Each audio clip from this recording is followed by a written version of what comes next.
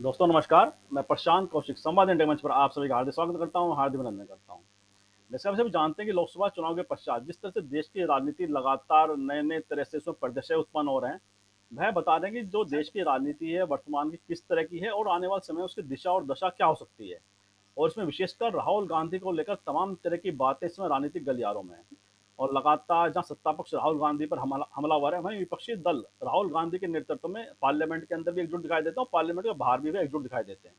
तो वैसे में राहुल गांधी की जो राजनीति है उसकी दिशा किस तरह से तय हो रही है और आने वाले समय में राहुल गांधी के नेतृत्व में विपक्षी दल का जो गठबंधन है, इंडिया गठबंधन, वह लोकसभा के अंदर जो उपस्थिति दर्ज करा रहा है अपनी दमदार तरीके से, और सड़कों पर भी वह लगातार कोई ऐसा मौका नहीं छोड़ रहा है जहां बीजेपी को वह घेर ना पाए।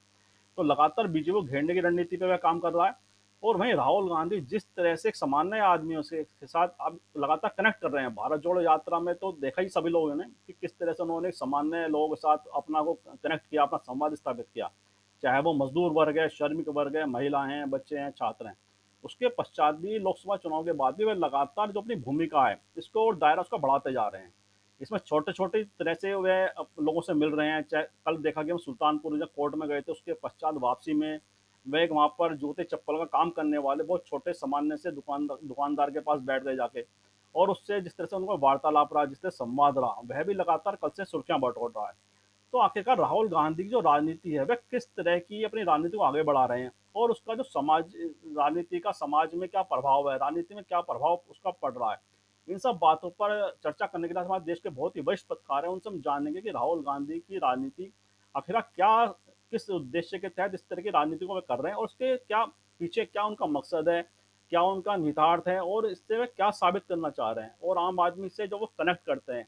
उसके बाद उस व्यक्ति के उन सामान्य लोगों का जो एक बाहर जो उनकी प्रतिक्रिया आती है वह दर्शाती है कि अगर एक बड़ा नेता एक सामान्य नागरिक के पास पहुंचे तो निश्चित रूप से उसके अंदर आत्मविश्वास भी आता है, और उसे लगता है जो उसकी स्थिति है वह कहीं ना कहीं बेहतर हो सकती है, और उसके जो मुद्दे हैं वह राजनीतिक मुख्य धारा में शामिल हो सकते हैं। तो आइए मैं परिचय कराता हूँ आपका, जो हमारे साथ इस चर्चा में पैनलिस्ट हैं उनका परिचय मैं आपसे से करा देता हूँ। हमारे साथ पुष्पेंद्र शर्मा जी जुड़े में बहुत ही सीनियर जर्नलिस्ट हैं, अनेक वर्षों का पत्रकारिता का अनुभव, और हिंदुस्तान और समाचार अमर उजाला जैसे प्रतिष्ठित समाचार पत्रों के पुष्पेंद्र जी संपादक रह चुके हैं। बहुत बहुत स्वागत करता हूँ, अभिनंदन करता हूँ।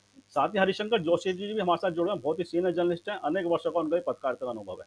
बहुत बहुत स्वागत करता हूँ, बहुत बहुत अभिनंदन करता हूँ। तो चर्चा की शुरुआत में पुष्पेंद्र जी से करता हूँ। पुष्पेंद्र जी, आपको क्या लगता है कि क्योंकि आपने राजनीति के विभिन्न कालखंड देखे हैं और बड़े बड़े बड़े नेता की आपने राजनीतिक शैली को भी देखा है, बहुत करीब से देखा है कि किस तरह से राजनेता व्यवहार करते हैं, उनकी जो राजनीतिक शैली होती है वह कहीं ना कहीं अपनी राजनीति को बढ़ाने के लिए होती है। लेकिन जिस तरह से एक राहुल गांधी इस समय वर्तमान में दिखाई देते हैं, भारत जोड़ो यात्रा के पश्चात से लगातार वह एक सामान्य लोगों से अपना संवाद स्थापित कर रहे हैं, उनके साथ उन्हें लेकर आगे बढ़ रहे हैं। वह राजनीति की किस दिशा को वह तय कर रहे हैं, और एक सामान्य नागरिक का जब मुद्दा राजनीतिक मुख्य धारा में शामिल होता है तो उसका राजनीति पर क्या प्रभाव पड़ता है। पुष्पेंद्र शर्मा जी।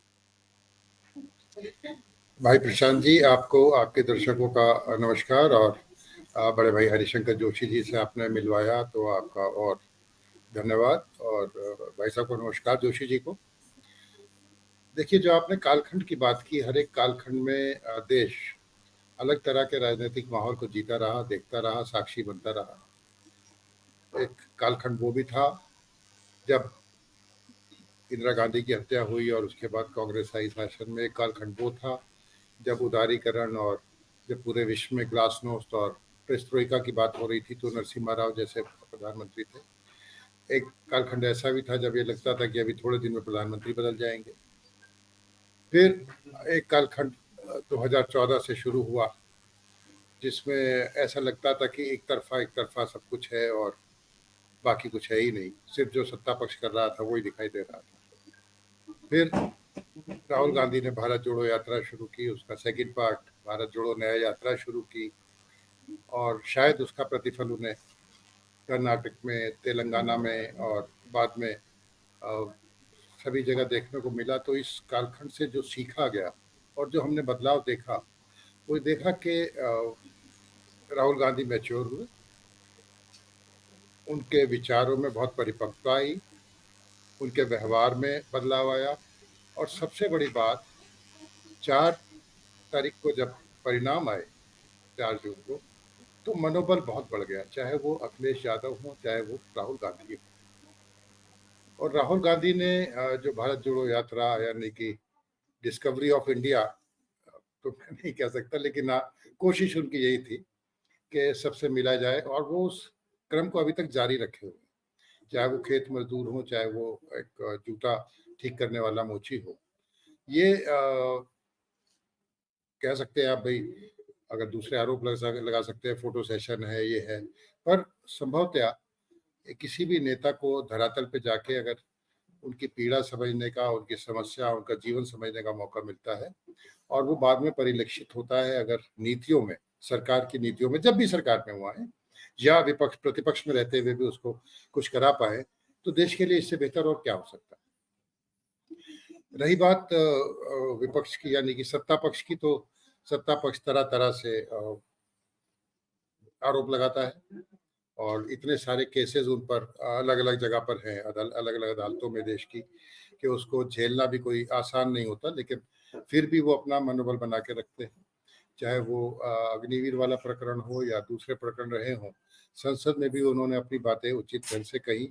बजट के लिए जो कहा, उसकी प्रतिक्रिया होना स्वाभाविक था। सारी बातों में हम देखते हैं तो राहुल एक मजे हुए नेता की तरफ ऐसा हो रहा है कि वो बनते जा रहे हैं। और सबसे बड़ी बात कि जो उन पर कैपिटल इन्वेस्टमेंट किया गया था उनको पप्पू साबित करने के लिए, वो फेल हो गया। वो सारा पैसा उस पर चपत लग गई बजट की, तो वो उन्होंने राहुल ने करके दिखा दिया कि वो नहीं है। दूसरे कालखंड के साथ समय परिवर्तित होता है, सब चीजें एक सी नहीं रहती। उनको सीटें भी मिली, मनोबल भी बढ़ा, पर मुझे लगता है जनमानस भी, जो मानस है हमारे देश का, वो भी बदल रहा है। अब आप देखिए कि जो सांप्रदायिकता की हम बातें करते थे, सांप्रदायिकता की चाशनी में तो मतदान हुआ नहीं, और उसके भ्रम से दूर रह गए लोग। अभी हाल में कांवड़ यात्रा का आप देख ही रहे हैं। मुझे लगता है कि कांवड़ यात्रा में जो इस बार भक्त हैं या कांवड़ ले जाने वाले हैं, उनकी संख्या बहुत कम हो गई है। चाहे वो विवादों को लेके हो, मुजफ्फरनगर के बाद आदेश पे आदेश हुए, फिर सुप्रीम कोर्ट से रोक लगी जो कल भी जारी रह गई। तो सब चीज़ें बदलती रहती है प्रशांत। परिवर्तन तो जीवन का नियम है, और वो परिवर्तन हो रहा है। जो आया है उसे जाना है, ये सत्ता के लिए भी लागू होता है, और दूसरे को आना है। अभी कई सर्वे आए हैं जिनमें उनकी जो लोकप्रियता है राहुल गांधी की, वो निरंतर बढ़ती हुई दिखाई दे रही है। और जिस तरह से वो एजेंडे पे चल रहे हैं, अगर वो भटके नहीं, और या उनकी पार्टी वालों ने कुछ ऐसे बयानबाजी या हल्की बातें नहीं की, तो मुझे लगता है कि एक वो मार्ग प्रशस्त कर रहे हैं आगे के लिए, विपक्ष के लिए। वो 2029 भी हो सकता है, उससे कुछ पहले भी हो सकता है, और कुछ राज्य सरकारों में भी उसका हमें परिणाम देखने को मिल सकता है। भाई शुक्ला जी आ गए हैं, उनको मैं नमस्कार करना चाहूँगा। बहुत दिनों बाद आपने मुलाकात करी प्रशांत जी, बहुत बढ़िया वक्ता है सुनील जी और जोशी जी। तो मैं चाहूँगा कि माइक आपको उन्हें दें, और उसके बाद फिर हम चर्चा करते हैं। जी बिल्कुल, सुनील शुक्ला जी का मैं भी बहुत बहुत स्वागत करता हूँ, अभिनंदन करता हूँ। बहुत ही सीनियर जर्नलिस्ट हैं, अनेक वर्षों का पत्रकारिता का अनुभव है, और जैसा कि आप सभी जानते हैं, उन्हें देखते भी हैं विभिन्न मंचों पर, किस तरह से वह पूरी जो राजनीतिक परिदृश्य को परिभाषित करते हैं। तो मैं हरिशंकर जी के पास हूँ। हरिशंकर जी, आपको क्या लगता है कि जैसे पुष्पेंद्र जी ने भी कहा, राहुल गांधी लगातार जिस तरह से अपनी जो उनकी इमेज बनाई गई थी, उसको लगातार वह तोड़ भी रहे हैं, और लगातार अपनी जो छवि है उसको लगातार इजाफा भी कर रहे हैं, और सीधा लोगों से एक संवाद उनका ऐसा स्थापित हो गया है, जो कि अगर हम देखें, अगर आज की जो नेताओं की जो पीढ़ी है उसमें बहुत कम दिखाई देता है। तो ऐसे में राहुल गांधी कौन सी ऐसी आपको विशेषता दिखाई देती है उनके पर्सनैलिटी के अंदर, कि वह इन सब चीज़ों को बहुत आराम से लोगों से अपने को जोड़ लेते हैं, लोगों से आराम से बातचीत कर लेते हैं बैठ के, उनके जैसा व्यवहार, जैसे कि कल हमने देखा कि एक दुकान पर वह जाके बैठ गए, जूती चप्पल जो सिलाई करता था व्यक्ति, बहुत छोटी सी दुकान थी, और जिसकी आत्मीयता का राहुल गांधी की पर्सनैलिटी में दिखाई देता है किसी भी सामान्य व्यक्ति से मिलते हुए। तो ऐसी कौन सी यूएसपी, ऐसे कौन सा विशेष बात आप देख पाते हैं पूरे राहुल गांधी की जीवन शैली को देखें, हरिशंकर जी? राहुल गांधी दरअसल एक ऐसी शख्सियत है जो अपारदर्शी नहीं है। उनके चेहरे पर जो है वो उनके व्यक्तित्व में और कृतित्व में भी दिखाई पड़ता है।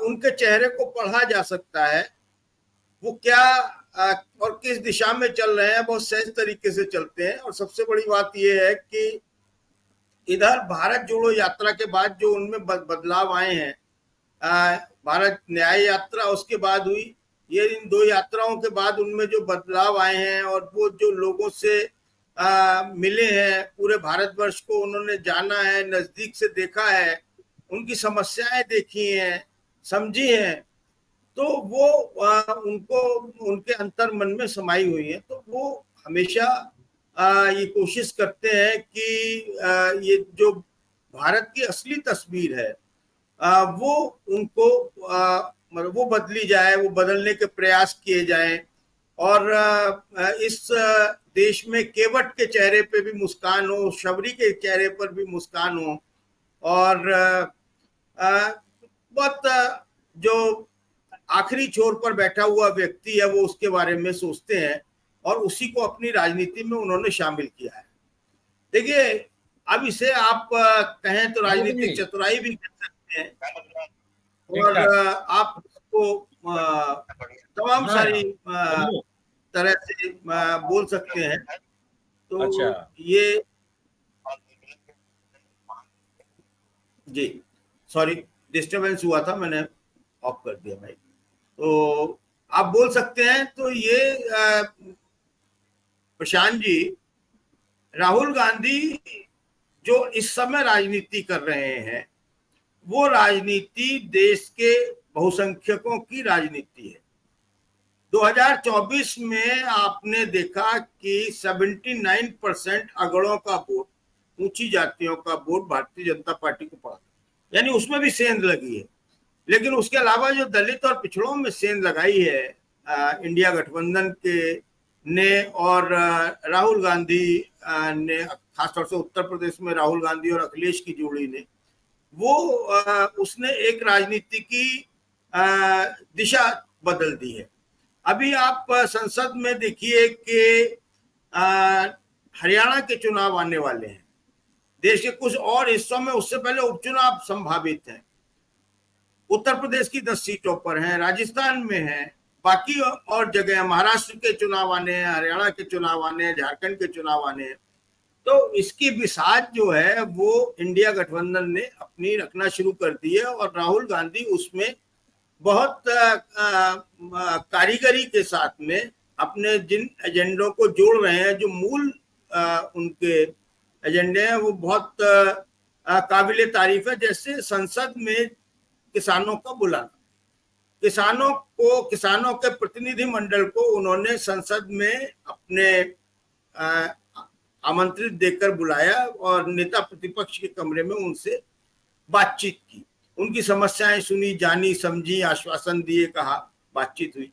लेकिन महत्वपूर्ण यह है कि जिन किसानों के लिए संसद तो छोड़िए, दिल्ली में घुसने पर प्रतिबंध लगा दिया गया था, कांटे बिछा दिए गए थे, कीलें ठोक दी गई थी, और एक सुरक्षा की अवैध दीवार खड़ी कर दी गई थी, आंसू गैस छोड़े के गोले दागे जा रहे थे, रबर बुलेट चलाई जा रही थी, लेकिन उन्हें अंदर नहीं घुसने दिया गया, और वो शंभू बॉर्डर पर जमे रहे, कुछ और बॉर्डर्स पर जमे रहे। लेकिन वही किसान राहुल गांधी ने संसद में बुलाए, प्रतिनिधि मंडल था, और संसद में बैठकर बात की, स्पष्ट मैसेज दे दिया कि राहुल अब उनको संसद में बुलाएंगे जिन जिन से सत्ता पक्ष जो है वो जिनको दरकिनार रखता है, या द्वेष रखता है, या घृणा करता है, या उनकी बातें नहीं सुनता है, या जो भी है, अलग अलग लोगों की अलग अलग शब्दावली हो सकती है। लेकिन अब वो अग्निवीरों को भी बुलाएंगे, वो नीट वाले छात्रों को भी बुलाएंगे, वो बेरोजगारों को भी बुलाएंगे। तो वो लोग अब संसद में, ये देखिए, ये जो राहुल गांधी का राजनीति का और राहुल गांधी की शख्सियत का जो है वो एक बड़ा अलग तरीके का पक्ष है। अब मेरी नजर में राहुल गांधी नेता नहीं है। राहुल गांधी का राजनीतिक व्यक्ति के तौर पर मैं उन्हें नहीं देखता हूं। मैं उन्हें एक एक्टिविस्ट के तौर पर, एक सोशल एक्टिविस्ट के तौर पर, एक रिफॉर्मर के तौर पर देखता हूं, और यही उनकी भूमिका है, और इसी भूमिका में को वो ज्यादा पसंद करते हैं। वो संसद में नेता प्रतिपक्ष हैं, उनके पास उनसे आग्रह था, उनके ऊपर दबाव थे, कोई वैकल्पिक व्यवस्था नहीं है थी। तो इन सबको छोड़ दें तो वो संसद से ज्यादा सड़क पर ज्यादा कंफर्टेबल अपने को महसूस करते हैं। तो वो संसद से सड़क तक देखते हैं कि वो आप देखिए तो सड़क पर उनकी जो भूमिका है, सड़क पर जो उनका निखार आता है उनकी राजनीति में, वो संसद में उतना आपको दिखाई भी नहीं देगा। हालांकि संसद में वो इस बार जब बोले, अब तक जितने भाषण हुए हैं उसमें उन लोगों ने उन्हें ज्यादा पसंद किया है अपेक्षाकृत मोदी जी के जो लाइक और शेयर है उससे ज्यादा हैं, तो उनकी लोकप्रियता ज्यादा बढ़ी है। लेकिन ये भी एक बहुत बड़ा पैमाना नहीं है। लेकिन इसमें कोई संदेह नहीं है कि राहुल गांधी कल जब सुल्तानपुर पहुंचे तो ऐसा लग रहा था कि वो कोर्ट में पेशी के लिए नहीं आए, तो ऐसा लग रहा था कि वो नॉमिनेशन फाइल करने आए हों। ऐसा लग रहा था कि कोई ऐसा जननायक आया हो और लोग भीड़ उमड़ पड़ी हो। वो थोड़ा सा गुस्साए भी इतनी भीड़ को देखकर, कोर्ट में उनके चेहरे को पढ़ा जा सकता था कि वो इसको पसंद नहीं कर रहे हैं कि इतनी भीड़ क्यों आ गई है। लेकिन जैसे ही उन्होंने लोग अपने हाथ में अंबेडकर का चित्र लेकर आए, तो जैसे ही उन्होंने वो अंबेडकर का चित्र देखा तो सुरक्षाकर्मी से कहा कि इसको मेरे तक पहुंचा। ये देखिए, ये जो राजनीति है और जो उनका यशोगान चारों तरफ चल रहा है, इसमें उन्होंने उसके बाद लोको पायलट से बात की, लोको पायलट का फीडबैक लिया। एक दिल्ली में बात की थी जिसको ये कह दिया गया था कि ये लोको पायलट थे नहीं, तो बाहरी लोग थे, रेलवे के प्रवक्ता ने कहा था। लेकिन उन्होंने कल सुल्तानपुर में सिद्ध कर दिया कि उनकी लोको पायलट से जो बात हुई थी उसके बाद जो वहां पर उन्होंने फीडबैक लिया कि क्या क्या समस्याएं हैं, किन समस्याओं पर काम शुरू हुआ। पता चला कमेटी बिठा दी गई है, लेकिन उनमें उस कमेटी में एक भी प्रतिनिधि लोको पायलट नहीं है। और उसके बाद देखिए वो अचानक से चले जाते हैं रामचैत के यहाँ रुक जाते हैं। रास्ते में एक उन्हें झोपड़ी या खोखा नुमा दुकान दिखाई देती है जिसपे एक बैठा हुआ व्यक्ति जूते चप्पल सिल रहा है। वो रुककर उसके पास जाते हैं, उससे बतियाते हैं, उसके यहाँ चाय पानी पीते हैं, उसके बच्चों से बात करते हैं, उसकी समस्या समझते हैं।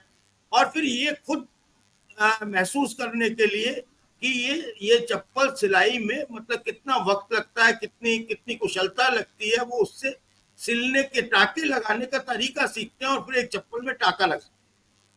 तो ये जो उनकी राजनीति है।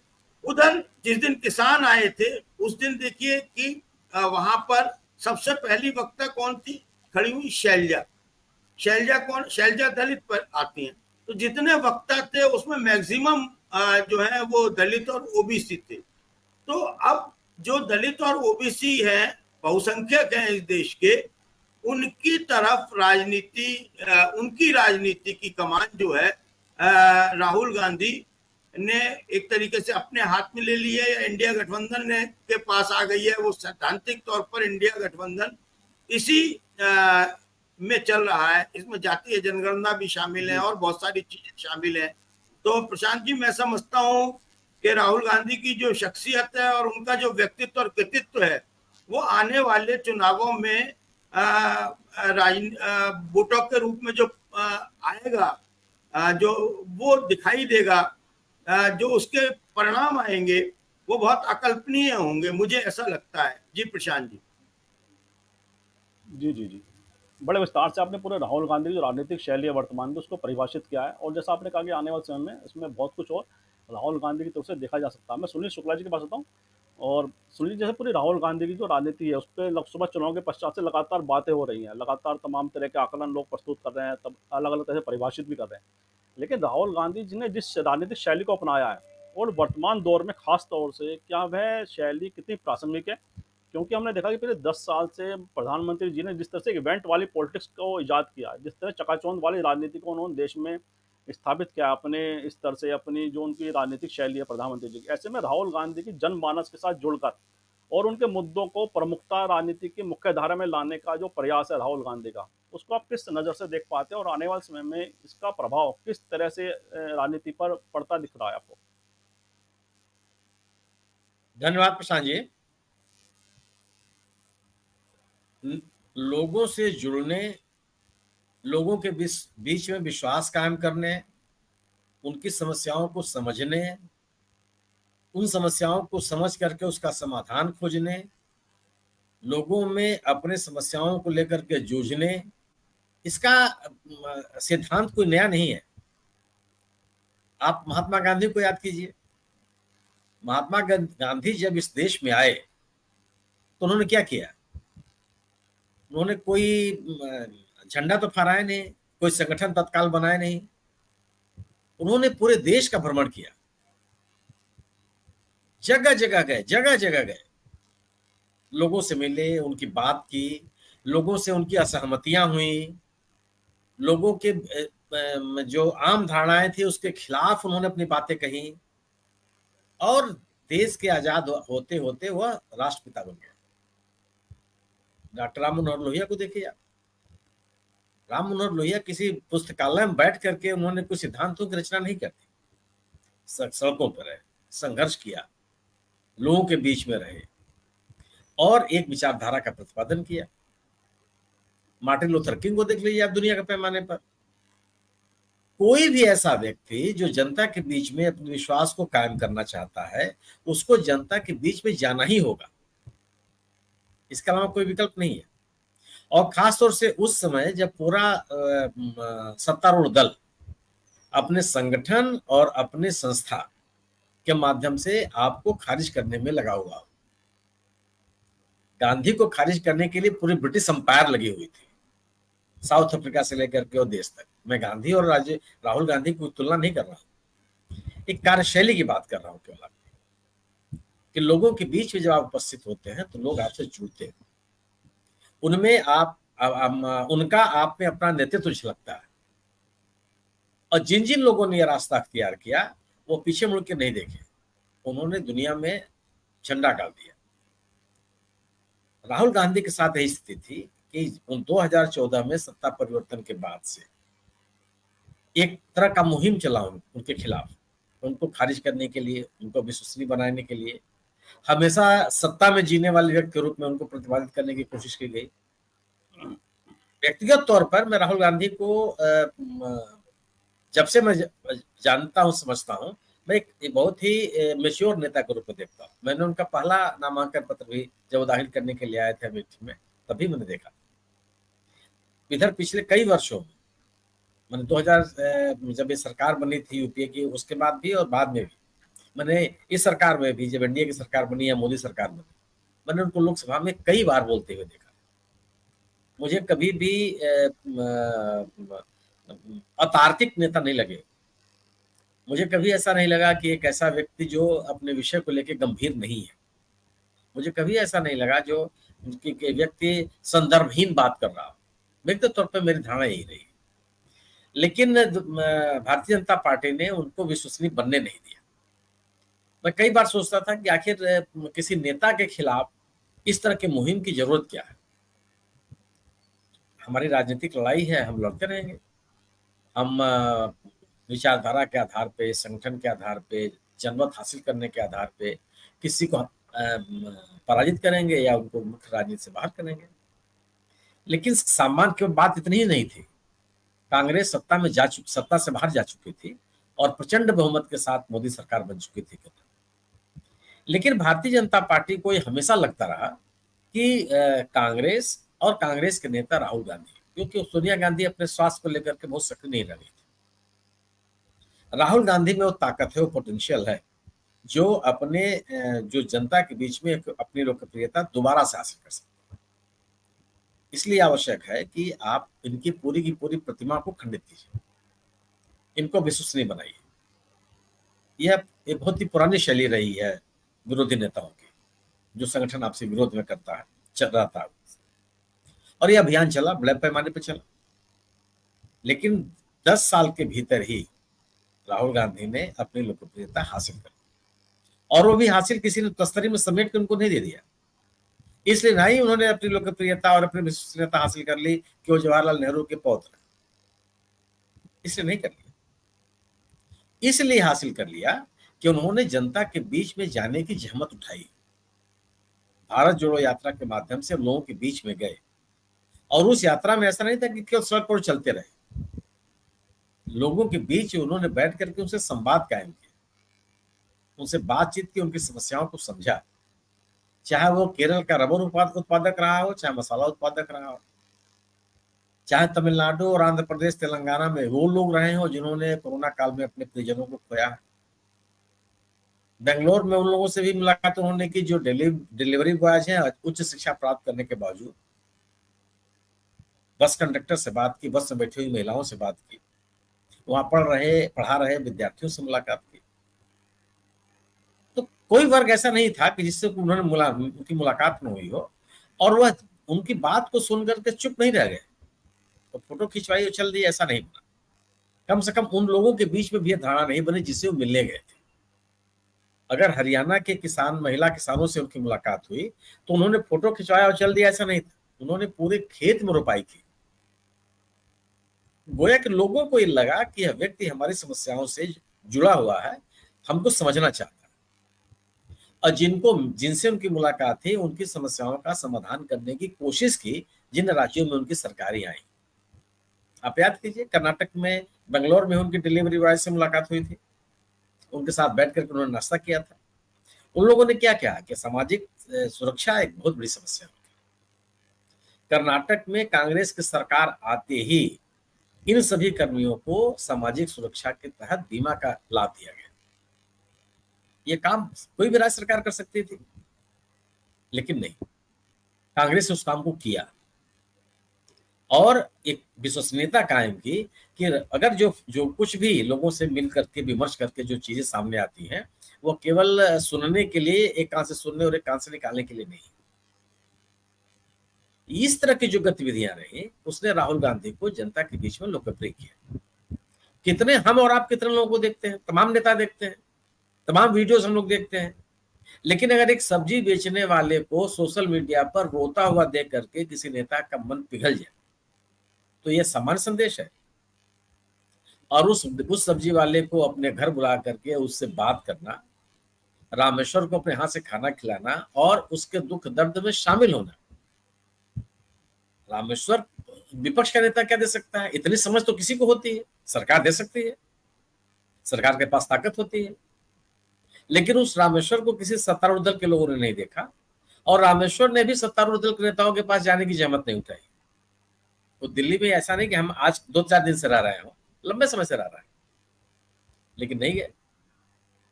राहुल गांधी ने उनको अपने आमंत्रित किया, उनसे बात की। राहुल गांधी से मिलने के बाद कोई व्यक्ति अपनी समस्याओं को कहे और उनसे मदद मांगने का साहस कर ले, यह दोनों व्यक्तियों के संवाद की हाइट है और दोनों व्यक्तियों के बीच में विश्वसनीयता का भी चरम है कि मैं अपनी बात कर सकता हूं और जो मैं बात कहूंगा वो सुनी जाएगी।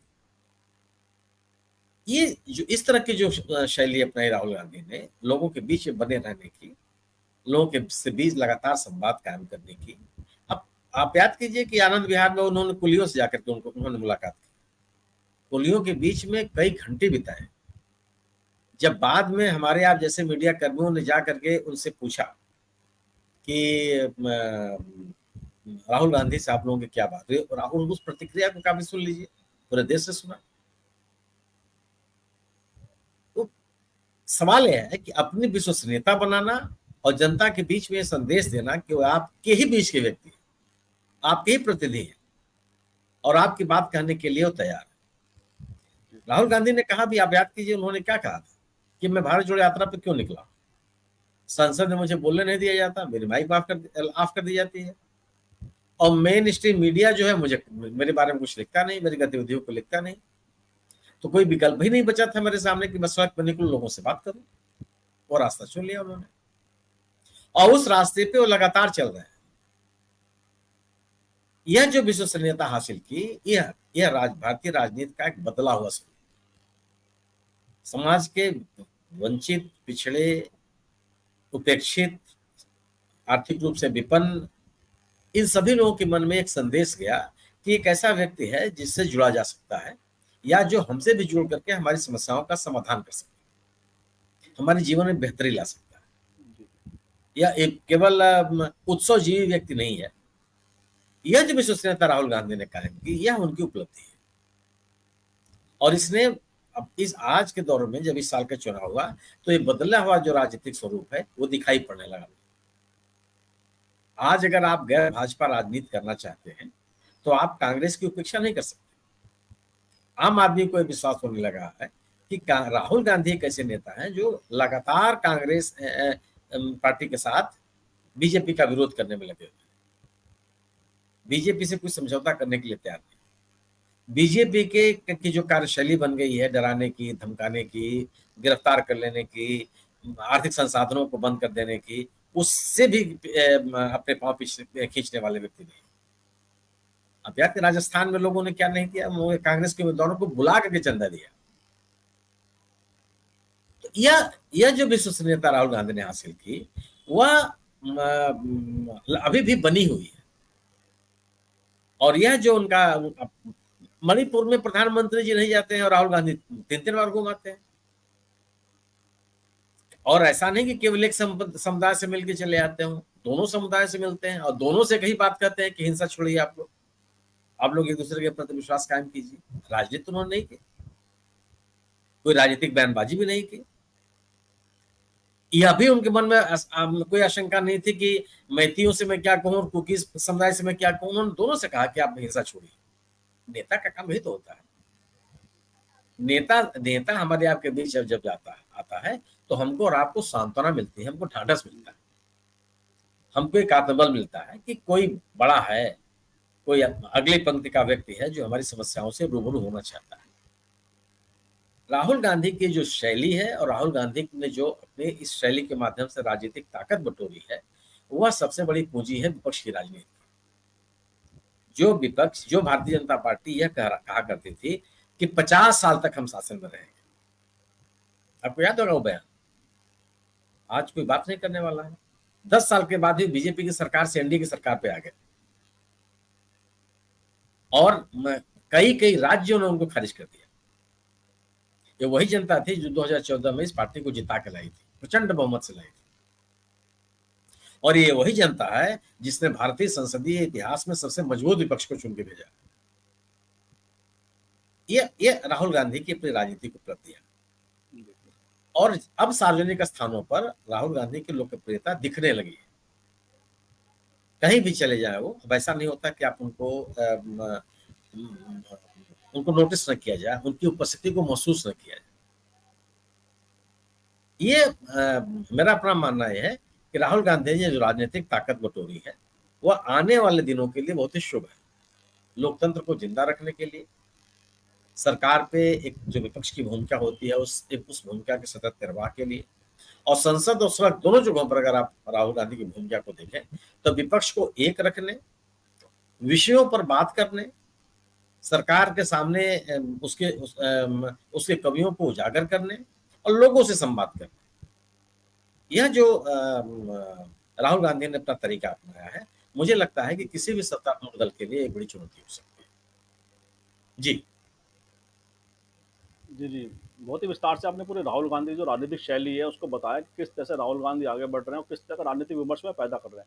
मैं पुष्पेंद्र जी के पास हूँ। पुष्पेंद्र जी, जैसे कि सुनील जी ने भी कहा कि आम आदमी से जुड़ना आज की राजनीति के अगर हिसाब से देखें तो बड़ा मुश्किल होता है नेताओं के लिए, क्योंकि जिस तरह की जीवन शैली, एक तरह से चकाचौंध वाली जीवन शैली राजनेताओं ने अपना रखी है, ऐसे में एक सामान्य व्यक्ति को मुख्य धारा में लाना, और उन्हें जैसे अपने घर पे भी राहुल गांधी ने इनवाइट किया, एक सब्जी विक्रेता का सुनील जी ने एग्जाम्पल दिया, यह जो पूरा परिदृश्य है राजनीति का, और ख़ास तौर से एक शादी का इवेंट जिस तरह से देश में अभी बहुत बड़े व्यवसायी का शादी को जिस तरह से दिखाया गया और उसमें जो निमंत्रण उन्हें मिला था उसके बावजूद वह शादी में नहीं गए, तो यह जो पूरा इशारा है उनका राजनीतिक रूप से, इसका क्या महत्व है। और जैसे उनकी एक लाइन रहती है कि वह उनके हैं और मैं तुम्हारा हूँ, एक सामान्य व्यक्ति को संबोधित करते हुए जो वो बात करते हैं, तो जो राजनीतिक विमर्श राहुल गांधी पैदा कर रहे हैं वह राजनीति में जो तमाम तरह की इस समय जो एक परिदृश्य में बदलाव की लोग संभावना व्यक्त कर रहे हैं, उसका कितना असर उस पूरे परिदृश्य में आप देख पाते हैं। प्रशांत जी, अभी जोशी जी और शुक्ला जी ने तो खासतौर पर बहुत ही समाचीन जो है वो बिल्कुल एक तरह से दृश्य उपस्थित किया, और फिर जो बोला राहुल जी के लिए मैं बिल्कुल उनसे सहमत हूँ। और जहाँ तक बात है कि एक बड़ा व्यापक जो विमर्श पैदा हुआ संविधान वाला, वो भले ही कहते रहे कि भाई ऐसा नहीं था, लेकिन सबको मालूम है कि 400 पार के नारे के बाद मंशा क्या थी और क्या क्या योजनाएं थी, तो वो निस्नाबूद हो गई। सबसे अच्छी बात ये हुई कि लोकतंत्र जिंदा सा हो, लाइव। अब लोकसभा और राज्यसभा में हंगामा हो रहा है, उसको लेके अलग अलग प्रतिक्रिया हो सकती है, लेकिन जीवंतता आ गई। जो नीरस हो गए थे सारे सदन, सारे सत्र, कोई बहस नहीं थी, कोई विमर्श नहीं था, वो समाप्त हो गया। और इसके लिए बहुत हद तक राहुल गांधी को श्रेय जाता है। चाहे वो भारत जोड़ो यात्रा हो, न्याय यात्रा हो, या जगह जगह जाके उन्होंने जो पंक्ति के आखिरी छोर पे खड़े व्यक्ति हैं उन लोगों से मिले हैं। और जैसे मैंने पहले भी कहा कि अगर वो कर्नाटक में उनके लिए कुछ सामाजिक सुरक्षा की योजना लाए हैं, तो ये बातें ऐसी हैं जो उनके अंतर्मन में जा चुकी हैं। तो जब भी वो सत्ता में या जिस राज्य में भी आते हैं, तो वहाँ कुछ ना कुछ तो मिलता है। तो मिलने का अर्थ यही है कि वो फोटो सेशन नहीं थे, बिल्कुल नहीं थे। वहाँ से उन्होंने जो जो समझा और जो परेशानियां और जो पीड़ा समझी, वो देश की एक नई तस्वीर बनाने में मदद करी। चाहे वो टुकड़ों टुकड़ों में हो कि कुछ राज्यों में कांग्रेस आ गई या वो गठबंधन में आ गई, वहाँ दबाव डाल के कुछ करावे, या भविष्य में केंद्र में एक सरकार के रूप में आए और बदलते समय की बदलती ज़रूरतें, आखिरी छोर पे जो खड़ा है उसकी ज़रूरतें, जो नए अवसर पैदा हुए, चाहे वो डिलीवरी बॉयज़ के हों, दूसरे हों, उनकी क्या परेशानियां हैं। आज जब ट्रक ड्राइवर भी एसी इंजन, एसी केबिन में बैठता हो, ट्रक ड्राइवर भी, और लोकोमोटिव पायलट जो है हमारा, वो किस हालत में चलता है कि उसको टॉयलेट की जगह नहीं है और कितना वो गर्म होता है, सब होता है। तो इन परेशानियों को समझेंगे तभी तो समाधान निकलेगा ना, तभी समाधान निकलेगा। और हर एक के लिए समाधान तभी निकल सकता है जब उसकी समस्या का पता हो। समस्या का पता तभी लगेगा जब मिलेंगे। अब आप देख लीजिए क्या क्या आरोप लगे, और कल अखिलेश ने एक टिप्पणी करी कि अब लखनऊ वाले भी मिलने लगे हैं। भाई आम आदमी का तो छोड़ दीजिए, विधायक और सांसद बड़े नेताओं से नहीं मिल पा रहे थे, ना मिल पा रहे हैं, ना उनकी बातें होती है, वो भी उपेक्षित से रहते हैं। कई जगह हमने देखा कि बड़ा नेता निकल के जा रहा है, वो हाथ जोड़ के खड़े हैं और बड़े नेता ने उनकी तरफ देखा तक नहीं। नमस्ते और दुआ दुआ सलाम की तो बात दूर है। तो जहाँ जिस देश में वो नेता एक भगवान सा बन जाए और एक अलग मतलब वो मनुष्य प्रजाति ही बदल जाए, तो वहां पर अगर एक आदमी कोई ऐसे प्रयास कर रहा है तो फिर उसकी प्रशंसा तो होगी। और ये कहीं ना कहीं हो सकता है कि भाई बहुत धीरे धीरे इसका असर जा रहा हो, क्योंकि ये कोई चमत्कार तो है नहीं कि भाई अच्छे दिन ला दूंगा या 15 लाख रुपए खाते में आ जाएंगे। इसका असर धीरे होता है, पर होता तो है। तो धीरे धीरे इसका असर हो रहा है, और मुझे लगता है कि राजनीति में बहुत बड़ी शुचिता आ रही, मतलब अच्छा अच्छा लग रहा है, शुचिता आ रही राजनीति में जिस तरह से वो कर रहे हैं। और जैसा कहा, मणिपुर भी गए तो कहीं आरोप आरोप नहीं लगाया, और जगह भी जा रहे हैं तो सीधे आरोप नहीं लगा रहे, हाँ व्यवस्था पे सवाल उठाते हैं। हमें पत्रकारिता में यही सिखाया गया था कि आप किसी अधिकारी को निजी तौर पे ना कहें, आप व्यवस्था पे सवाल उठाएं कि व्यवस्था क्या है। तो वो व्यवस्था पे सवाल उठा रहे हैं, चाहे वो अग्निवीर का मसला हो, नीट का मसला हो, सब पे वो व्यवस्था पे सवाल उठा रहे हैं बार बार, जो कि लोकतंत्र में बहुत जरूरी है। और ये अगर ये सुधार होते जाएंगे उनकी आवाज उठाने पर, तो सबसे बड़ा लाभ तो देश को होगा। वोट चाहे कोई किसी को देता रहे, उनकी सरकार कब बनेगी मैं भविष्यवाणी नहीं करता, लेकिन जैसा मैंने कहा कि धीरे धीरे इसका असर हो रहा है, वो लोगों के दिलों में अपनी जगह बना रहे हैं। तो जब एक नेता, बल्कि नेता नहीं, जैसे भाई जोशी ने कहा कि वो सोशल एक्टिविस्ट हैं या रिफॉर्मर है, मैं वही मान लेता हूँ, तो वो अगर दिल में जगह बना रहे हैं, उनकी पसंद बन रहे हैं, तो देर सवेर फिर रास्ता तो नया बनेगा ना। और जब नया रास्ता बनेगा तो नए समाधान भी निकलेंगे देश के लिए, देश की तस्वीर अच्छी होगी और हर एक के चेहरे पे मुस्कुराहट होगी, मुझे ऐसा लगता है। जी, जी, जी। जैसा आपने कहा कि जो राहुल गांधी रास्ता अपनाया, निश्चित रूप से राजनीति को बदलने का कहीं न कहीं माध्यम तो है ही।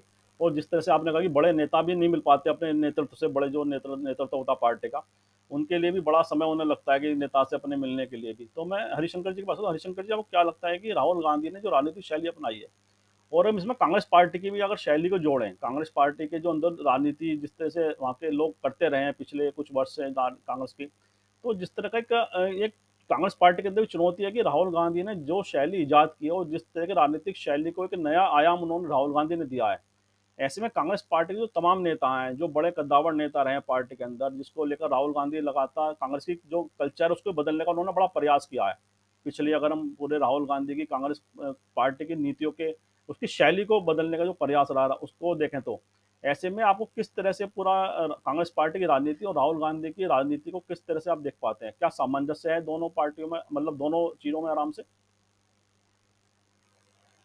ये बहुत महत्वपूर्ण प्रश्न है जो आपने उठाया प्रशांत जी। कांग्रेस इतने सालों के शासन करते करते जो उसमें निश्चित तौर पर जब सत्ता में होता है तो जो लोग जुड़े हुए होते हैं तो कुछ ना कुछ उसमें कमियां खामियां विकार आ ही जाते हैं। और कांग्रेस के जो लोग थे वो सड़क को भूल गए थे, वो सिर्फ अपना एसी वाली कमरों की राजनीति कर रहे थे। राहुल गांधी ने पूरी पार्टी को सड़क पर उतारने का, आम जनता से मिलने का, जनमानस तक जाने का जो काम किया है वो उन्हें बिल्कुल अलग श्रेणी में लाकर खड़ा करता है।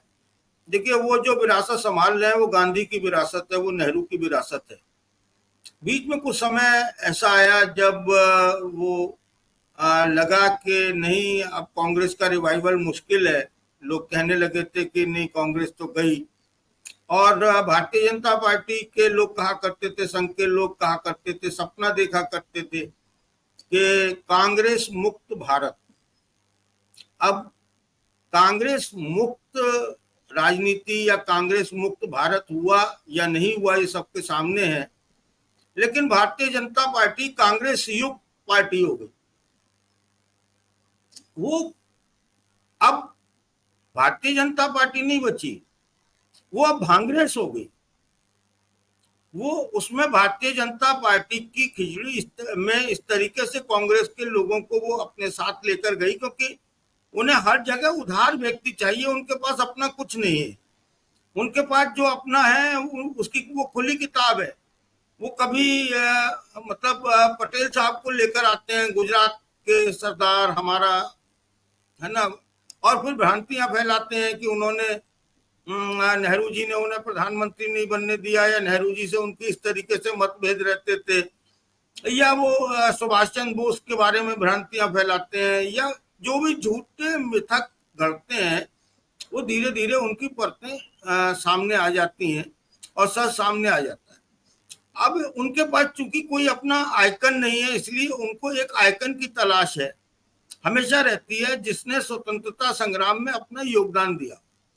संघ ने और भारतीय जनता पार्टी ने, भारतीय जनता पार्टी तो तब नहीं थी, लेकिन मूल जो उनकी मातृ संगठन है, संघ है या हिंदूवादी जो संगठन है, उनका कोई भी योगदान स्वतंत्रता संग्राम में नहीं रहा। और ये जो है उनको बड़ी पीड़ा सालती है। और एक व्यक्ति, एक आइकन उनको ऐसा चाहिए जो वो तलाशते रहते हैं। कभी उन्हें वो पटेल नजर आता है, उधार में वो लेकर आते हैं। इसी तरह पार्टी में भी उनके योग्य व्यक्ति नहीं है, उनके पास में उन्हें लगता है कि कांग्रेस के पास ज्यादा वोट कैचर हैं या ज्यादा अच्छे लोग हैं, या मजबूरी है कि उनको हर हाल में सत्ता बनाए रखनी है। तो वो कांग्रेस का जो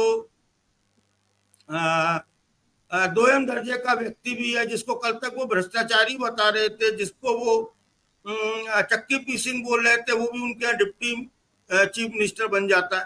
तो भारतीय जनता पार्टी में लगातार ये चीजें देखने को मिली, जिससे भारतीय जनता पार्टी का जो चाल चरित्र चेहरा है वो सबके सामने आ गया।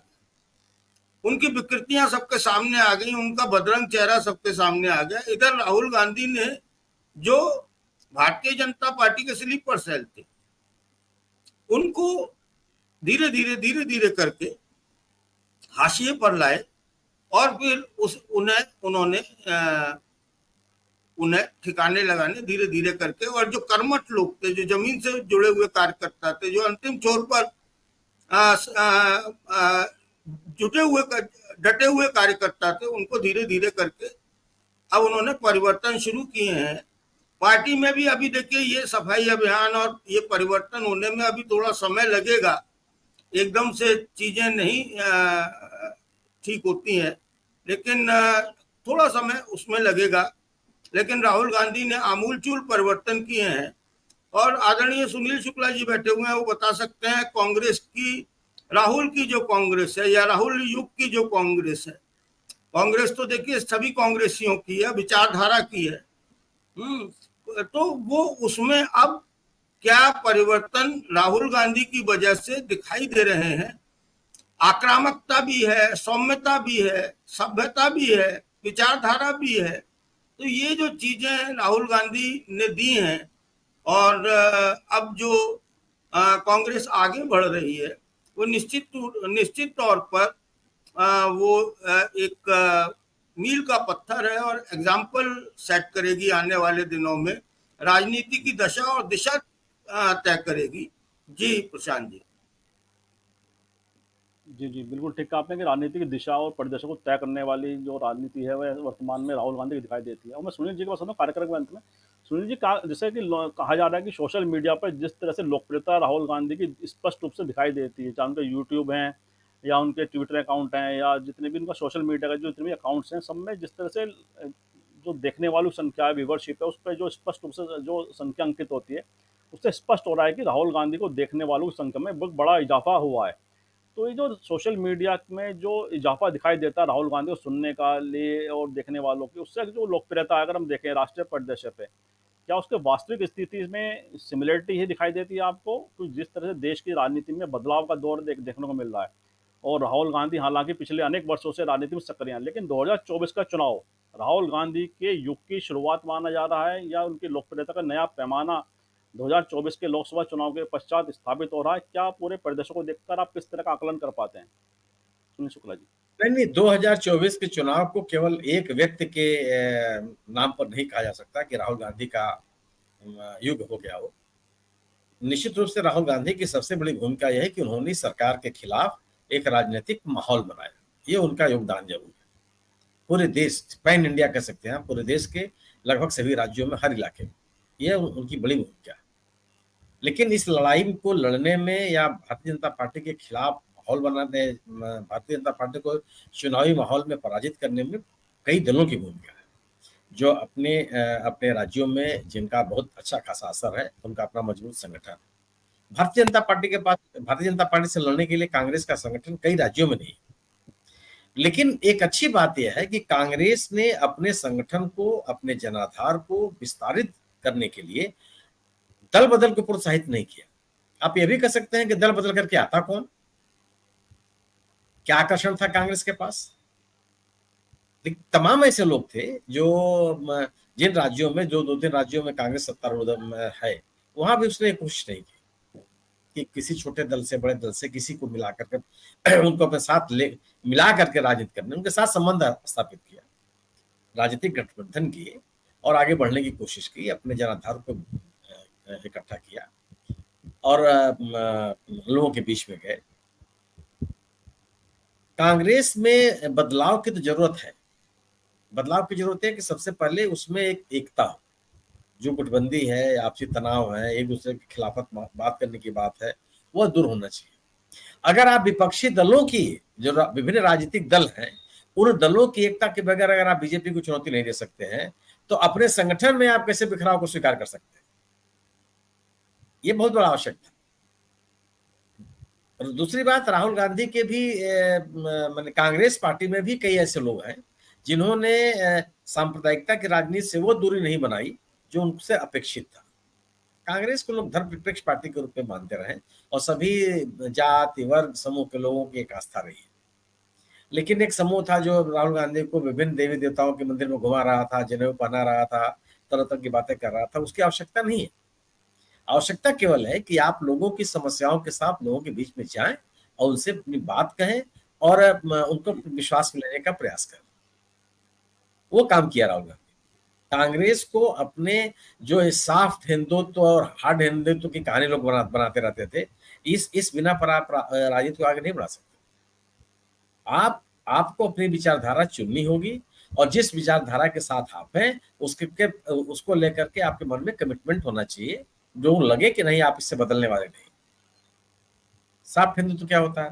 हिंदुत्व है। तो एक जो, लेकिन राहुल गांधी ने इन तमाम चीजों को अपनी इस भारत जोड़ो यात्रा के माध्यम से तमाम चीजों को दूर कर दिया। कांग्रेस का जो वैचारिक आधार रहा है, उस आधार पे प्रतिबद्ध होने की आवश्यकता कांग्रेस के पास है। कांग्रेस को करना पड़ेगा और अपने विभिन्न राज्यों में अपने संगठन को अपने बल पर दल बदल करा करके, तोड़ फोड़ करा करके, छोटे दलों को अपने शामिल करा करके, बड़े दलों को के खिलाफ कोई कार्रवाई करके अगर आप कोशिश करते हैं कि आपका दल बड़ा हो जाएगा, वो होता नहीं है। आपके सामने उदाहरण है, महाराष्ट्र में बीजेपी ने क्या नहीं किया, कौन सा दल नहीं तोड़ दिया, क्या हासिल हुआ आपको? 9 सीट पर सिमट गया आप लोकसभा के चुनाव। संभव नहीं होता। आम जो मतदाता है, समर्थक है, वह इस तोड़फोड़ को पसंद नहीं करता और अपने नेताओं के टूट जाने, दल विशेष के नेताओं के टूट जाने के बावजूद उस दल का नेता उन दलों के साथ नहीं जाता जहां वो जाके शामिल हो जाते हैं। कांग्रेस को अपने बोते अपना संगठन मजबूत करना पड़ेगा, अपनी वैचारिक प्रतिबद्धता को दोहराते रहना पड़ेगा, लोगों की समस्याओं के साथ लगातार जुड़े रहने की जरूरत पड़ेगी और सरकार के खिलाफ जो उनकी मोर्चेबंदी है उसके प्रति भी ईमानदार रहना पड़ेगा। ये नहीं होगा कि आप सरकार को के खिलाफ बोलते भी रहें और सरकार से जुड़े भी रहें, उनसे लाभ भी लेते हैं। कई कांग्रेस के कई नेताओं ने कांग्रेस का नुकसान किया, जो आते आते कांग्रेस में शामिल हो गए, जिंदगी भर कांग्रेस में। ये ऐसे लोगों की पहचान भी कांग्रेस को करनी पड़ेगी और अपने संगठन में उन लोगों को तरजीह देनी पड़ेगी या उन लोगों की आगे बढ़ाना होगा जो वाकई कांग्रेस की विचारधारा के साथ किसी कीमत पर डटे रहने के लिए तैयार है। लोभ, लालच, डर, भय की वजह से अगर हटने की बात करेंगे, ये कांग्रेस का चरित्र नहीं रहा। कांग्रेस एक जुझारू राजनीतिक दल के रूप में अपने आप को स्थापित की थी, वो ठीक था, कभी उदारवादी लोग भी थे, लेकिन एक वैचारिकी थी कांग्रेस के पास। तो राहुल गांधी को अपने संगठन में परिवर्तन तो करना पड़ेगा और मुझे लगता है कि ये परिवर्तन की जो कोशिशें हैं वो लगातार जारी है। कांग्रेस अपने संगठन को ही मजबूत किया है। मल्लिकार्जुन खड़गे को अध्यक्ष के रूप में चुन करके कांग्रेस ने अन्य राजनीतिक दलों को भी एक संदेश दिया है कि आप किस तरह से एक निर्वाचित अध्यक्ष के साथ आप पार्टी को आगे बढ़ाया जा सकता है। भारतीय जनता पार्टी तो उन्होंने नहीं किया, उनके तो अध्यक्ष अभी लगातार एक्शन पे है, जो अपने आप को दुनिया की सबसे बड़ी पार्टी कहती है। आपने कहा कि सामाजिक जो सोशल मीडिया है पे है उनमें लोकप्रियता की बात, तो सोशल मीडिया पे लोकप्रियता का कारण क्या होता है? केवल कंटेंट, विषय वस्तु, और कोई वजह नहीं होती है। अगर आपके पास कंटेंट है, आपके पास विषय वस्तु है, आप सामयिक हैं, तर्कसंगत हैं, लोग आपको सुनने आएंगे। लोग जिनको जानते भी नहीं है उसको लोग सुनते हैं, कभी मिले भी नहीं उसको सुनते हैं। अगर आप में कंटेंट नहीं है और अगर आप में दोहराव है, आप तर्कसंगत बात नहीं करते, तो लोग आपको नहीं सुनेंगे, आप कुछ भी हो। राहुल गांधी सोशल मीडिया पर प्रधानमंत्री जी की तुलना में लगभग 10 साल के बाद सक्रिय हुए। उनका देख लीजिए कि उनका ट्विटर अकाउंट कब बना और मोदी जी का ट्विटर अकाउंट कब बना, मोदी जी का फेसबुक कब बना और राहुल गांधी का फेसबुक कब बना। अब दोनों का अवधि देख लीजिए। लंबे समय के बाद राहुल गांधी सक्रिय हुए, लेकिन बहुत जल्दी उन्होंने लोकप्रियता हासिल की और वह लोकप्रियता हासिल करने का मैं अपनी वजह मानता हूं कि उनकी बातों में जो तथ्य कहे जा रहे हैं वो लोगों को अपील कर रहे हैं। वो जानना चाहते हैं कि आखिर इस नेता ने बातें कही क्या। आप जितने उनके सब्सक्राइबर नहीं, उससे ज्यादा उनको सुनने वाले लोग, और भारतीय जनता पार्टी के नेताओं के जितने सब्सक्राइबर हैं अगर उतने सुन लें तो किसी से कोई मुकाबला नहीं है। आप सोशल मीडिया पे प्रायोजित तरीके से अपने सब्सक्राइबर्स तो बना सकते हैं, श्रोता नहीं ला सकते, वो संभव नहीं है। सुनने वाले आपको नहीं आ सकते, देखने वाले आपको नहीं आ सकते। अपने मन से स्वाभाविक रूप से तभी व्यक्ति आता है जब आपके पास कंटेंट। राहुल गांधी ने इस मामले में अपने आप को स्थापित किया है कि उनकी बातों में तथ्य है, उनको सुना जाना चाहिए कि वो क्या कर रहे हैं। इसलिए भी सुना जाना चाहिए कि जो सरकार की सत्तारूढ़ दल का उनके बारे में एक प्रचार है, उसके बारे में उनका क्या कहना है। उनके लोकप्रियता कारण मैं केवल ये मानता हूँ निश्चित रूप से, और ये एक ऐसा फील्ड है जिसको आप मैनेज नहीं कर सकते, मतलब एक फैब्रिकेटेड फिगर आप नहीं ला सकते हैं, जो है सो है।